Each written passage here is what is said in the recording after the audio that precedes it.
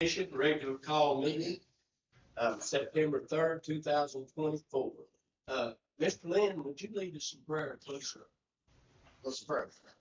Dear Heavenly Father, Lord, we'd like to thank you for this day, Lord. Thank you for the many blessings you give us. And Lord, we just thank you for this community that we live in, this nation we live in. We just pray that all the business we conduct here today would honor you. Lord, we just pray for our nation and kind of a struggling time with election coming up, Lord. We just pray that people would remember we can agree to disagree peacefully. We thank you for the freedoms that the service members in this country has died and paid for, that we can enjoy without fear. We just take this time and we pray that all these things ask you in Christ's name. I pledge allegiance to the flag of the United States of America and to the republic for which it stands, one nation, under God, indivisible, with liberty and justice for all. Thank you. All right, I'm going to ask for approval of a motion to approve the agenda with one addition. The limited child supervision liability waiver needs to be added to this, and we will have to seek Mr. Henning's advice on this. So with that addition, do I have a motion to approve the agenda for that? So moved. Do I have a second? All in favor? Any opposed? Will that be page? Yes.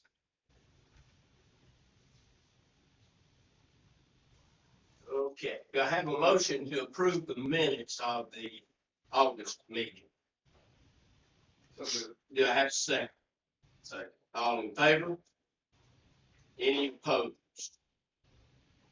Ms. Klein, are there any people signed up for No. public comment? Do I have a motion to close public comment? So moved. Do I have a second? Second. All in favor? Now, we've sort of streamlined the reports and discussion items, and thank you for all of you sending in reports. Are there any questions from the board before I ask for a motion? I'm a little bit in regard about when you I think it's great, but We just, Go ahead. we talked about this last meeting to streamline our meetings, that a week before each board meeting, I will have directors send the reports and updates to the school board form for y'all to look at. And then at the board meeting, if you have any questions about anything on those reports, the directors will be here to answer that, but if not, we'll move on to action items. Yes, they were in the email and they were in your packets. I don't know how this They're, again, in the email. I know. Just swing by, we had everybody package ready. I've had such a time, I got regular meeting packed, so I'm having a time to get outside. Well, I just was thinking for something, yeah, everything, so. I know, I'm just not, I'm sorry, I'll get on that. That's right. And I just want to add that I really like that format because it's a lot more informative and you take time to think it out, and I thought it was great. Yeah, I like having the hard copy because I'm one of these guys that has to see things. When I hear y'all talk, a lot of it just goes right here and doesn't stop in between my ears. So I appreciate it. I'm pretty sure that they're teaching about how to get them speaking too. So. Get sick of this stuff.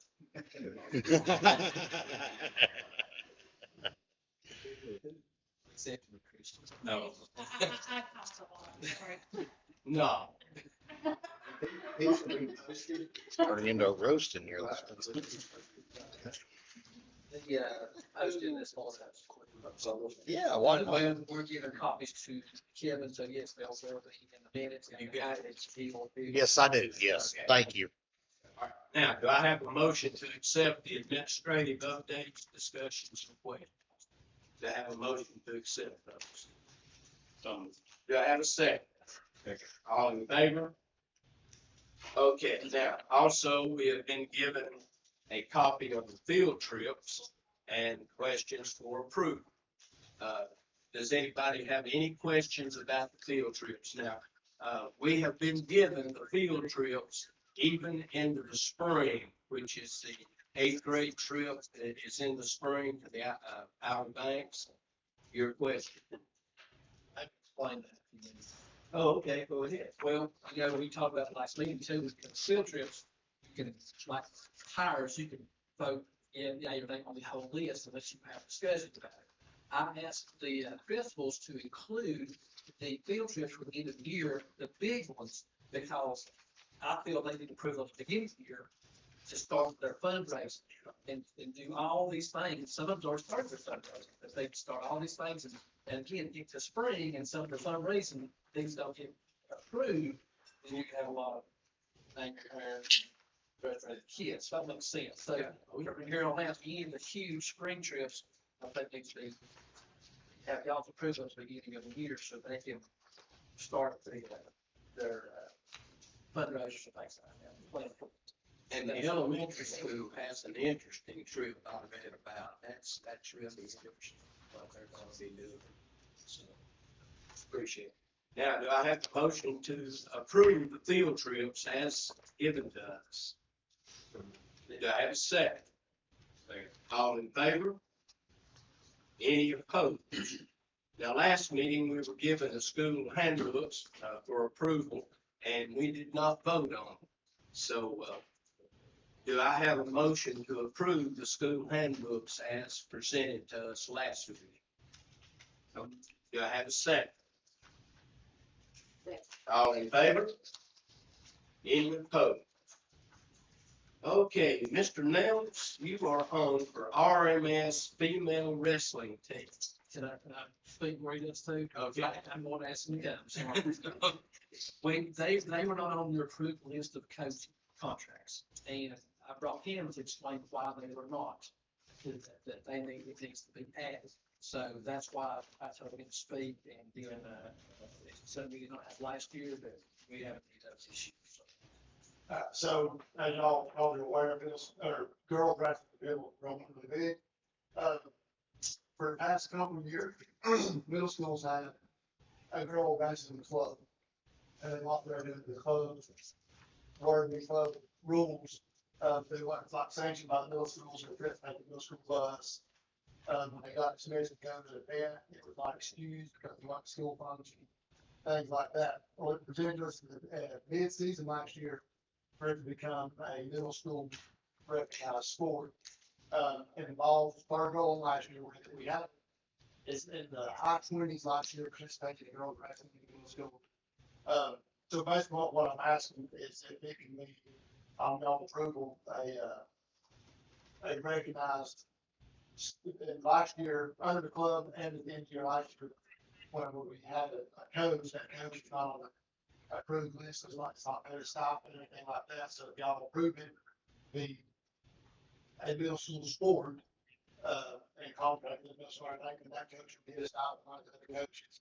They cannot us as the excuses for dismissals and, our insurance, they get injured, anything like that, would be under their catastrophic insurance. So that's kind of all the willingness to be out for with everything else that they can see. Y'all, any questions? Do you have a coach available? Well, we will, since it'll be a new position, we will post it and then hire it at the October meeting, already approved October meeting. I'm assuming, which this is an assumption, that the same person who got it as a club will apply and then probably have this position. That's just an assumption. Sure, we went through this last year, and it was my understanding we had that worked out for them to be able to ride the bus, and they Yeah, launched. they did it mid-season because we went through, because we're sanctioned by DPI. Yeah. So we got DPI to say yes, it can be. So the bus thing was taken care of, but not the stop. The stop didn't have to put a big board approval to get a contract and all that stuff. So that the coach already likes to work out being paid. So really, do we need to approve it as a middle school sport? It was never done that way, we just moved it into that, is that all we did? Correct. I mean, and the board has to approve that? Well, they have to prove it because now you're adding money Yeah. Okay, to the budget. to pay for it. But so I knew something had been done. it's right, that's Just, just just it being recognized about middle school, from what I understand, can be done by the school administrator. That the school is recognizing it, but we got ranking the style and that kind of thing, so. Okay, that's fine. Thank you. Any more questions? All right, do I have a motion to approve the RMS female wrestling team that is sanctioned by the CHSAA, so we can pay the coach a stipend? Move. Do I have a second? Second. All in favor? Any opposed? Okay, personnel, Ms. Wiggins. Good morning, so I have a packet of information here, and I'm gonna give to Mr. Rudy. Inside this packet, you will have copies of things that you will want progress and portion of closed session, if you're not ready. Okay, calendar waiver for weather, Mr. Moody.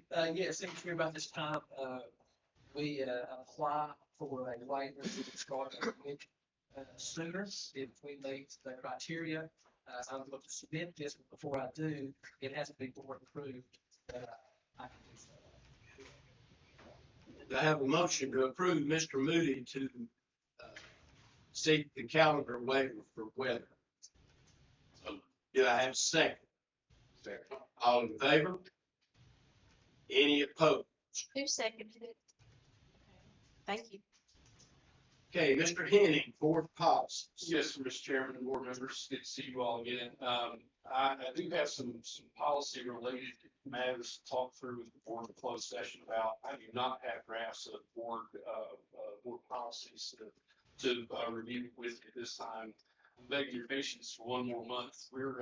You will be the third district that we do kind of all of the administrative lift for that with. And I'm working with a couple of our associates to make that a little smoother. So I know we're all looking for something to do over the Labor Day weekend. If we can add some policies to it. But we'll make sure you guys are good at reading, starting for next month's meeting. But I apologize for not having anything to present to you yet. Okay. All right, and then H, I guess Mr. Moody will cover this, the limited child supervision liability for buses when you let a kid off the bus in the afternoon. And again, this is probably something, John, that you look at as well. Superintendents in our region are presenting to the board to see, exactly what we need to do with the situation. Typically, we let kids off in all over the county. And through the years, and our buses do a great job. If there's somebody not there that they think should be, then they go in or bring it back to the meeting, bring the child back to their meeting. Well, now they're looking at these waivers for, and whether it's state policy again, I don't know. I think it's right now, it's just gonna be local. If parents need to sign this saying it's okay to drop their child off, of course, there needs to be a certain range. If no one is there to receive. I believe there's one pending lawsuit right now where a child was let off and unsupervised. And of course, again, I don't know, I forgot which county it was. This is what sort of jarred people into maybe even look at this. That's why I like to have John look at it. It's a good and bad thing. I remember when I was 5, 6 years old, I got over this process, walked up the hill, quarter mile of the house. Now everything's liability. So, like I said, Adam's done a great job and with our bus drivers, and we're really good at this. We just need to look at this. This needs to be some policy, and this just needs to be right. So, I'm presenting this, looked over the next month, let John dig into the legal issues of it, and then make a decision next board meeting on the direction the board might want to go. And I'm happy to take some time to review it, but I can give you some thoughts about liability waiver withdrawal at all. Our firm has reviewed this for some other school systems, and believe me, I live in a great big old glass house with this, so I'm not being critical when I say you got to swing in there a couple of times. Yeah, he's the one to see it. Okay. He's the right thought. Yeah, And I do that all constantly, so I'm not throwing stones there. So the thing about a liability waiver, and it is always a concern. We have the kids from the time we pick them up to the time we let them go. We owe a duty of reasonable supervision of them. That's the legal standard is how much supervision would a reasonably prudent teacher? That's sort of the legal standard. You are being reasonably prudent depending on the situation. You know, what is the kid doing? How able to manage their own stuff? You know, I always explain it as kindergartners, you might have to walk in and get to their desk. And that's more reasonable supervision than if you do that high schoolers, everybody thinks they're crazy. They're more capable of taking care of themselves, but we owe a little bit heightened supervision of the younger kids. But that duty ends at some point during the day. And that's that lawsuit is about trying to argue that it extended somehow and we should have known whether somebody was home or not. And I don't think it's a reasonable thing to expect that the school system will know, how is the kid supervised from here on out, when at some point it's parents again. And it's up to them to figure out how that's gonna happen moving forward. So I don't have any problem with a waiver. I'd be comfortable with you. If you want to take some time and think about it till next month, that's fine too. But I think administratively putting something like this in place is a good thing. I think having, if nothing else, you bring awareness to parents and making us think through, yeah, well, I do have to make sure somebody's there at 3 o'clock. That's, my kid needs that supervision or not. Or if I did the same thing. I walking up the driveway at the end of the day was the worst thing on earth. I remember being in fourth grade and going, I got to drag this bag all the way up that driveway. But, you make a good the thing to know about a waiver, any kind of waiver, is that no plaintiff's attorney ever walked the planet would let a single piece of paper keep them from suing anybody. So there's nothing foolproof about any of it. And a minor who has injuries can theoretically, parents can't waive away their rights unless you go to court and have a guardian appointed and all this stuff to figure out whether they're going to actually waive rights. So theoretically, these things can go on until like about 3 years past the time they turn 18. But having said all that, it's still better to have it than not. And that's true for anything that we need to have some communication with that important parents about who's responsible when. So I would say generally this kind of thing is a good policy to have. I don't know if necessarily it has to be written in the policy to put this in place now. And like I say, I'm comfortable with it if you want to wait, but I'd also be comfortable with putting this in place today if it rains. May I ask a follow-up question? Yes. So, and I worked on this at elementary, where sometimes you have children who you'll get 4 and 5 calls a day from grandma, from aunts, from whoever. They need to go here, they need to go there, and sometimes their plans change 3 and 4 times a day.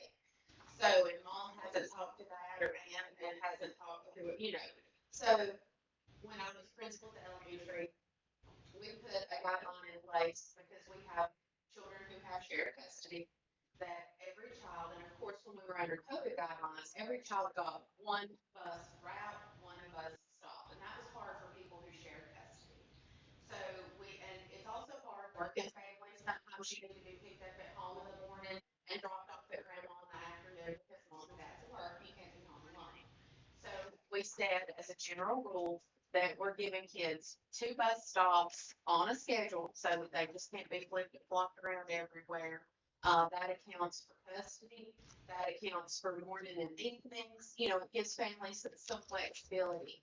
Along with this, if we're going to put in this liability, if the liability exists, if we accept all of these multiple bus routes and parents can call and change 2 or 3 times a day, and the bus really doesn't have a schedule of who's on the bus, does that also open up to more liability? So if we're going to have this liability waiver in place, is it also reasonable to make it a part of that liability with the 2 bus routes, the 2 options on the schedule to keep some of that? Because if aunt calls and changes where babies go and mom and dad don't know where babies, you know what I'm saying? We've made it that all the time when people in the family were changing a child's stop and they didn't even know themselves where the child was going to end up at the end of the day. So just something to think about along with that, to make it even more secure. If they have two stops, then we know they're here or here. Well, that's what we're doing anyway right now, right? I only have two spots they can take. In fact, I don't know if that's district wide or if that was just at the elementary, but I just kind of wanted to put that in there. I didn't know if that needed to become a part of like. Just wanted to put that in there as principle. even if you have a ring around with substitute, they're not gonna know. So again, my thought is the more you take responsibility away from parents, the more they'll give it to us.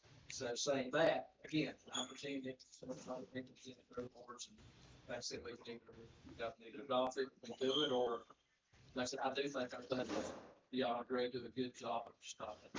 Okay. They all in, we have to bring them back all the time, no one's going home.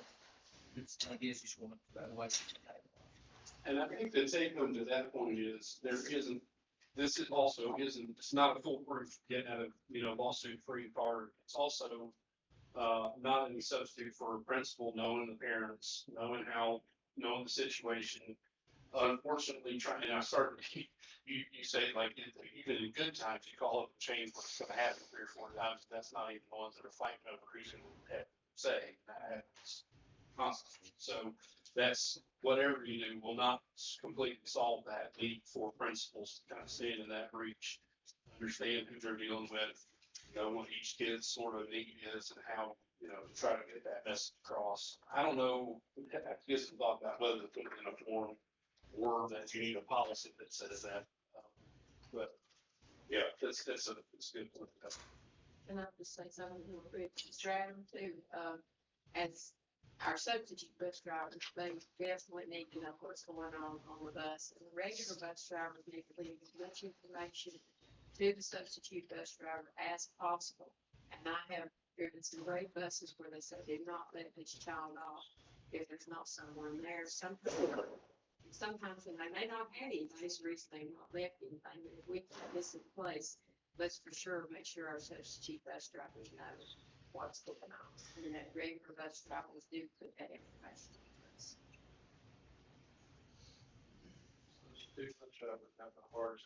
It's, Absolutely. it's that. So I don't have a lot of. And I err on the side of caution. Okay, so we're okay to discuss this in closed session and then decide. Okay. All right, do I have a motion to go into closed session? Pursuant to the provision of North Carolina General Statute 143-318.11, parentheses A, parentheses 3, and 143-318.11, parentheses C, I move the Graham County Board of Education go into closed session to receive advice from John Perry, attorney for the Graham County Board of Education, which advice comes with the review of the attorney-client privilege. This advice would be general legal advice about legal issues or legal matters. Pursuant to the North Carolina provision, pursuant to the provision of North Carolina General Statute 143-18.11, parentheses C, I move that the Graham County Board of Education go into closed session for the purpose of considering personnel matters as defined in and allowed by North Carolina General Statute 143-318.11, parentheses A, parentheses 6, and North Carolina General Statute 115C-321. Do I have a second? All in favor? Any opposed? Yes, we were allowed in closed session. All right, action items, personnel. Mr. Booth. Yes, I would like to present to you the personnel and a list for not only for hires, but for sub-approval and approval of the volunteers as you have in your packets. If you're good with that, just would like approval, board approval for those to be okay. Okay, do I have a motion to approve the vacancy announcements and the substitutes and volunteers that were given to us in the packet? Do I have a motion to approve that? Make a motion we approve those, please. Do I have a second? Second. All in favor? Any opposed? Okay, and Charlene will give you a list. Mr. Chairman, I do need to ask the board to take action on one other item. That is resolution on declaring a certain piece of property real property surplus. You have in front of, or actually, I guess, Mr. Moody has got the resolution. Let me just walk through briefly what this is. So there's two parts of the property that are East Dakota off of Highway 28, 1.86 acres and 4.9 acres, not any real use to the fuel system. You do have an offer, from a private individual for $30,000 on it. The process under state law is to offer it to the county. Well, number one, declare surplus, offer it to the county. If the county declines to purchase it for a fair market value or an amount that you agree to with them, you can take that bid and advertise it for upset as it proposes to accept it at that amount. So you're not tied to do it until the process is finished, it's finalized, and then you get under contract with whoever the highest bidder is at that point. So the resolution declares the property surplus, authorizes Mr. Moody to advertise, to offer to the county. We'll also draft the resolution for the county to go ahead and decline it, because we don't think they will have any interest in it. And to advertise the bid, that we have so far. And so we come back to you, if you'll adopt that resolution, we'll go back to you with a contract probably at your next meeting is my guess. So just a motion to adopt the resolution as presented, if you would please. Okay, do I have a motion to adopt the resolution as presented by Mr. Henning?